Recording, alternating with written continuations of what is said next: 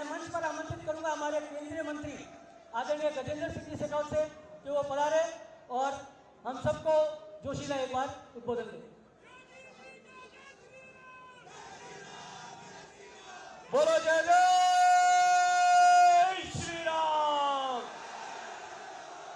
जय जय श्री राम। भारत माता की, भारत माता की। भारतीय जनता पार्टी के इस चुनाव अभियान में जोधपुर की तीनों सीटों, जोधपुर शहर, सरदारपुरा और सूरसागर के इस संयुक्त सभा में हम सब के बीच में पधारे हुए जन जन के हृदय सम्राट माननीय प्रधानमंत्री नरेंद्र मोदी जी के साथ मिलकर भगवान श्री राम के मंदिर को बनाने का मार्ग प्रशस्त करने वाले उत्तर प्रदेश के माननीय मुख्यमंत्री योगी आदित्यनाथ जी का हम सब मिलकर जोरदार तालियों के साथ में एक बार स्वागत करें। मंच पर उपस्थित भारतीय जनता पार्टी के सभी नेतागण और आज इस हजारों की संख्या में यहां उपस्थित आए माननीय योगी जी को सुनने के लिए, उनका दर्शन करने के लिए भारतीय जनता पार्टी से स्नेह रखने वाले सभी बंधुओं, बहनों, पत्रकार मित्रों, मैं आपका स्वागत करता हूं, अभिनंदन करता हूं। मित्रों, मैं आपके और माननीय योगी जी के बीच में लंबा समय नहीं लेना चाहता, लेकिन वर्तमान की इस अराजक सरकार ने जिस तरह से राजस्थान में कानून व्यवस्था ध्वस्त की है, राजस्थान के समाज के हर वर्ग और संवर्ग के साथ विश्वासघात करते हुए राजस्थान को नीचा दिखाने का पाप किया है। यह समय आ गया है कि अब की बार हम शुरुआत जो है इस सरदारपुरा में माननीय मुख्यमंत्री जी से खुद से इस बात का प्रतिशोध लेने से करें। यह तय करना है हमको कि अब की बार योगी जी यहां आए, उनके बीच हमने यह तय करके जाना है कि राजस्थान में 200 सीटों में सबसे पहले कांग्रेस के पराजय की शुरुआत सरदारपुरा से होगी। तय करेंगे कि नहीं करेंगे? मैं ज्यादा लंबे समय नहीं लूंगा। श्रद्धेय योगी जी को निवेदन करता हूं, क्योंकि उनको तुरंत जाना है, निवेदन करता हूं कि वो पधारे और हम सब का मार्गदर्शन करें। बोलो जय जय श्री राम, जय जय श्री राम।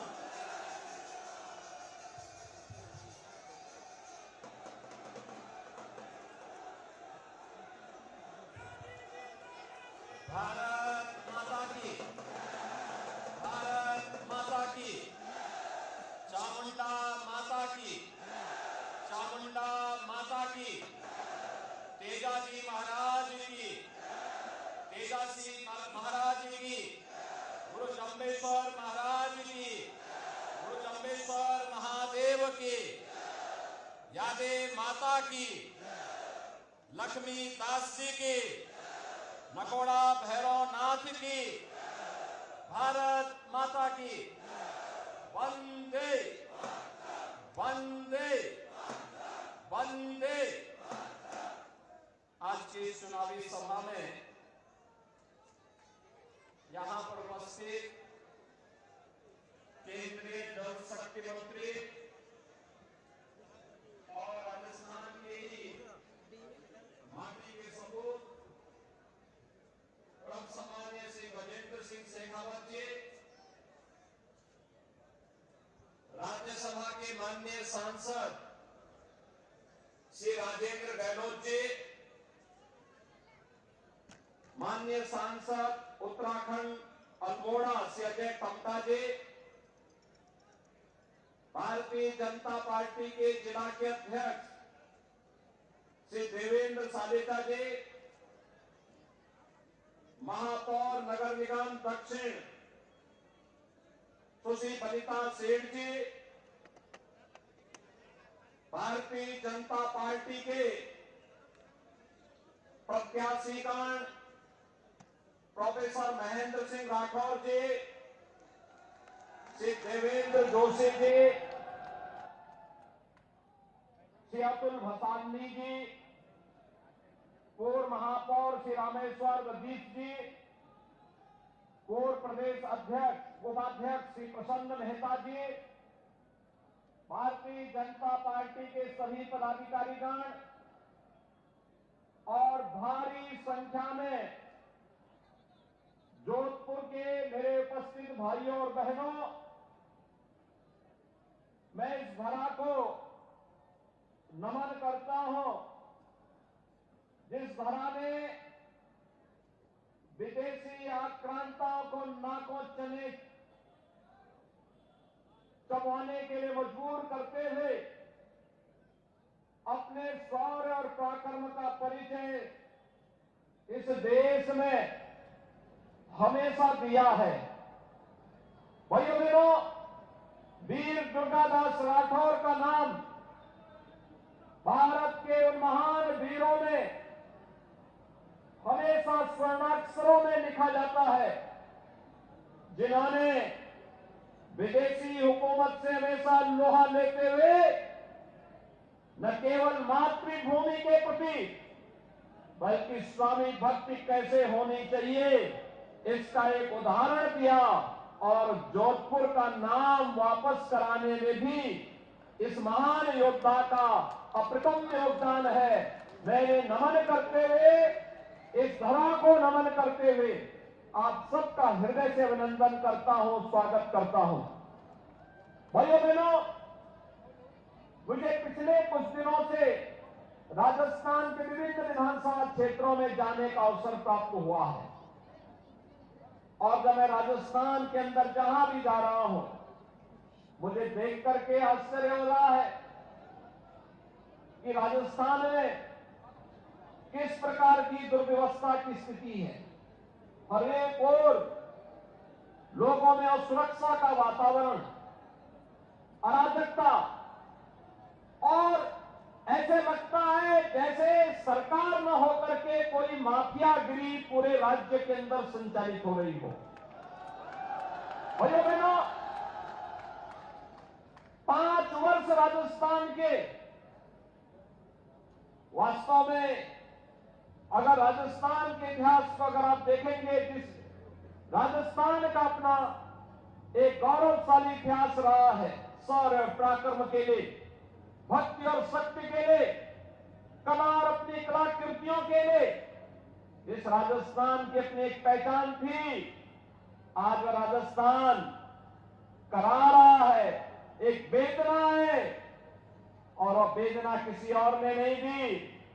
यहां राजस्थान में 5 वर्ष पहले चुनी गई सरकार ही उस वेदना का कारण है। भाइयों बहनों, जहां जा रहे हैं, एक तरफ राजस्थान के अंदर अव्यवस्था, अराजकता, गुंडागर्दी, कर्फ्यू, दंगे और दूसरी ओर अगर हम भारत का देखते हैं, पूरे देश के अंदर देखते हैं, प्रधानमंत्री मोदी जी के नेतृत्व में एक नए भारत का दर्शन होता है। वैश्विक मंच पर जब मोदी जी जाते हैं, भाइयों बहनों, हम सब इस बात को देखते हैं, वह देश, उस देश के राष्ट्र प्रमुख पलक पावड़े बिछा करके प्रधानमंत्री मोदी जी का स्वागत करते हैं, उनका अभिनंदन करते हैं। यह सम्मान केवल मोदी जी का नहीं है, यह सम्मान भारत की 142 करोड़ लोगों के गौरव को बढ़ाता है। भाइयों बहनों, देश की सीमाएं सुरक्षित नहीं है, पूरी तरह भारत अपने आप को सुरक्षित महसूस कर सकता है। भाइयों बहनों, ये नया भारत है।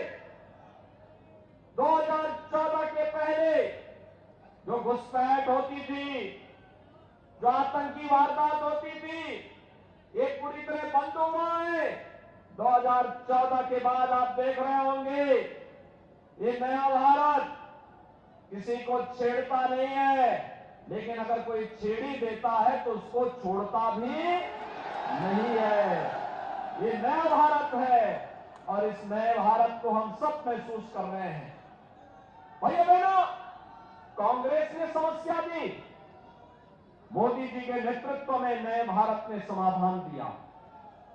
आतंकवाद की समस्या कांग्रेस की देन, लेकिन धारा 370 समाप्त करके उसका समाधान मोदी जी के द्वारा दिया गया। भाइयों बहनों, देश के अंदर नक्सलवाद कांग्रेस की देन, लेकिन नक्सलवाद की समस्या का समाधान गरीब कल्याणकारी योजनाओं के माध्यम से मोदी जी ने उसका समाधान दिया। कांग्रेस ने अलगाववाद दिया, मोदी जी ने कनेक्टिविटी के माध्यम से उसका समाधान दिया। कांग्रेस ने देश के अंदर गरीबी दी, अव्यवस्था दी, अविश्वास दिया।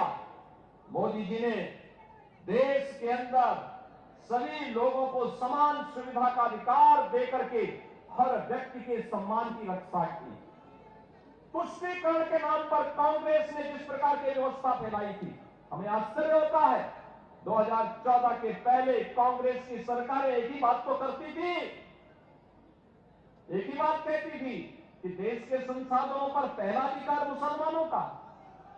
भाइयों बहनों, देश का नागरिक कहां जाएगा? एक गरीब कहां जाएगा?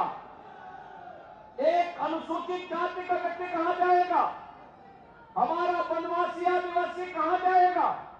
पिछड़ी जाति का व्यक्ति कहां जाएगा? अन्नदाता किसान कहां जाएगा? युवा कहां जाएंगे? महिलाएं कहां जाएंगी?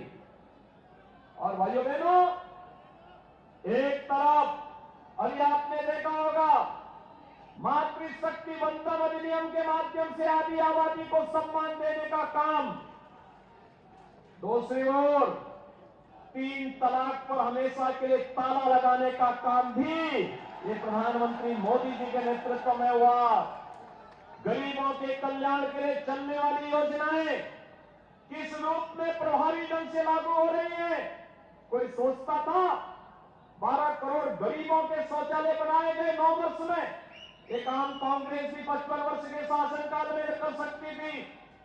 4 करोड़ गरीबों के आवास बने, एक आम कांग्रेस की सरकार भी कर सकती थी।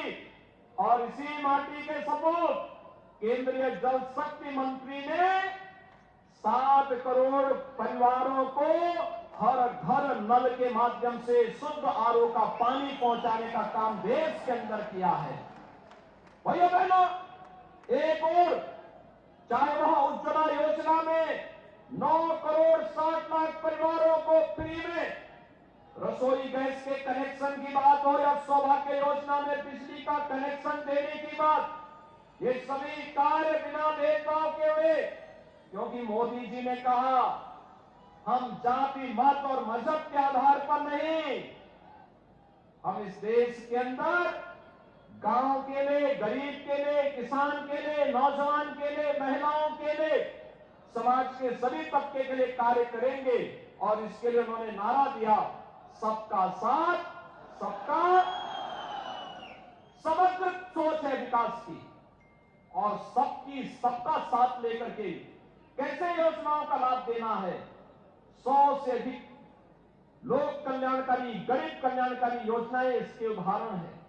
इंफ्रास्ट्रक्चर में highway, railway, airport, IIT, IIM, AIIMS, one district one medical college जैसे आज के नए भारत के अनुसार वर्ल्ड क्लास इंफ्रास्ट्रक्चर आज हम भारत के अंदर देख सकते हैं। भाइयों बहनों, ये पिछले 9 वर्ष के अंदर मोदी जी के नेतृत्व में हुआ। लेकिन यहां पर जब हम राजस्थान की बात करते हैं तो ये राजस्थान 5 वर्ष में कहां पहुंच गया? भ्रष्टाचार में नंबर 1, दंगों में और अराजकता में नंबर 1। मुझे देख के आश्चर्य होता था, मुझे आश्चर्य होता था जब मैं देख रहा था यहां पे जोधपुर में, मुझे आज से 2 वर्ष पहले वो दिन याद है जब यहां जोधपुर की सड़कों पर नंगी तलवारें लहरा रही थी और दंगाई दंगा कर रहे थे। तब मुझे भाइयों बहनों याद आ रहा था, मैं सोच रहा था कि अगर ये दंगाई यूपी में होते तो मेरा बुलडोजर इनको रौंद करके सब ठीक कर दिया होता।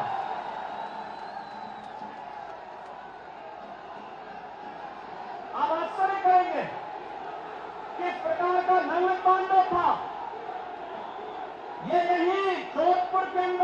देख रहे थे और सरकार मौन थी। ये वोट बैंक के नाम पर अराजकता फैलाने की चोट कब तक होगी? और यही कहने के लिए आज भाइयों बहनों मैं आपके पास आया हूं कि राजस्थान में मौजूदा सरकार भाइयों बहनों ये सुरक्षा भी नहीं दे सकती, ये सम्मान भी नहीं दे सकती, गरीबों का कल्याण भी नहीं कर सकती, विकास की योजनाओं को भी लागू नहीं कर सकती और आपकी आस्था को भी सम्मान नहीं दे सकती। रामनवमी में यहां की सरकार रोक लगाती है। मैं जिस जिले में जाता हूं वहां पे किसी न किसी संत की हत्या हो चुकी होती है। उससे पहले पूज्य संतगण मिलते हैं कि बात कहते हैं कि यहां हमारे एक संत की 2 महीने पहले, 6 महीने पहले, 1 वर्ष पहले उपद्रवियों ने हत्या कर दी। सरकार कोई सुनवाई करने को तैयार नहीं। किसी भी जिले में जाओ, भरतपुर में, अलवर में, जोधपुर में, किसी भी जिले में जाओ, हर जिले में भाइयों बहनों ये सुनाई देता है। और इसीलिए आज मैं आपके पास आया हूं कि सरकार कर्फ्यू वाली सरकार है, दंगों वाली सरकार है। भाइयों बहनों ये माफियागिरी जो पनप रही है, जो अराजकता पनप रही है, जो युवाओं के भविष्य के साथ खिलवाड़ करते हुए पेपर लीक की घटनाएं लगातार राजस्थान के अंदर हो रही हैं। कुछ तो दाल में काला है। आपका मैं अभिनंदन करूंगा कि लोकसभा चुनाव में आपने यहां पर श्री गजेंद्र सिंह शेखावत जी को इतना भारी बहुमत से जिताया कि वह देश के अंदर जल शक्ति मंत्री बने और उस समय आपने कांग्रेस को पानी पिलाया था। और भाइयों बहनों देश को जल तो गजेंद्र सिंह शेखावत जी अपनी योजना से पिला रहे हैं। लेकिन मेरा आपसे अनुरोध है, याद करना आस्था का सम्मान केवल डबल इंजन की भाजपा की सरकार ही कर सकती है। आखिर कांग्रेस के लोग कहते थे ना, जो यहां पे हमारे वरिष्ठ नेता होंगे, 1980 के दशक में जब राम जन्मभूमि आंदोलन प्रारंभ हुआ था तब नारा लगता था, राम लला हम आएंगे, मंदिर वहीं बनाएंगे। कांग्रेस के लोग हंसते थे ना उस समय, हंसते थे उस समय कांग्रेस के लोग, कहते थे ये कैसे होगा, ये कभी नहीं हो पाएगा। हम लोग कहते थे हमारा विश्वास है ये होगा। वे हंसते थे लेकिन हमें विश्वास था। लेकिन उनको विश्वास दिलाने के लिए हमें कुछ दिनों के लिए नारा बदलना पड़ा था। हम लोगों ने तब कहा था रामलला हम आएंगे, पहले गुलामी का ढांचा हटाएंगे। और गुलामी का ढांचा हटा ना, और गुलामी का ढांचा हटने के बाद फिर हम लोगों ने पुराना नारा दोहराया था, रामलला हम आएंगे, मंदिर वहीं बनाएंगे। आप मुझे बताओ इनमें से यहां पे कितने लोग हैं जिनको विश्वास है कि अयोध्या में राम मंदिर का निर्माण हो रहा है? पूरा जोधपुर ही। और मुझे बताओ 22 जनवरी 2024 को प्रधानमंत्री मोदी जी के कर कमलों से 500 वर्षों के बाद रामलला अपने भव्य मंदिर में विराजमान होंगे। आप में से कितने लोग हैं जो अयोध्या धाम आने के इच्छुक होंगे? भाइयों बहनों, वैसे गजेंद्र सिंह शेखावत जी ने आपके वहां पहुंचाने की व्यवस्था कर दी होगी, लेकिन मेरी एक अपील है आपसे। भारतीय जनता पार्टी ने प्रोफेसर महेंद्र सिंह राठौर को सरदारपुरा से, श्री देवेंद्र जोशी को सुरसागर से और श्री अतुल भंसाली को शहर विधानसभा क्षेत्र से अपना प्रत्याशी बनाकर के आपके बीच उतारा है। तीनों प्रत्याशी हैं। शेखावत जी का इन सबके साथ पूरा सहयोग और सानिध्य है। आप इनको अपना आशीर्वाद दीजिए। सब सहमत हैं? सभी लोग सहमत हैं? भाइयों बहनों, आप इन तीनों को यहां से विजयी बना करके जयपुर भेजिए और मैं गजेंद्र जी के साथ साथ इन तीनों प्रत्याशियों से कहूंगा कि जीतने के बाद 22 जनवरी के उपरांत इन सब राम भक्तों को लेकर के अयोध्या में पधारे। सभी लोग सहमत हैं? सभी लोग बात पक्की? तो अब चुनाव जिताने की तैयारी आप सबकी होगी। इस विश्वास के साथ भाइयों बहनों, मैं आज के इस अवसर पर आप सबको एक बार फिर से अभिनंदन करता हूं, अपनी वाणी को देता हूं विराम। जय जय श्री राम।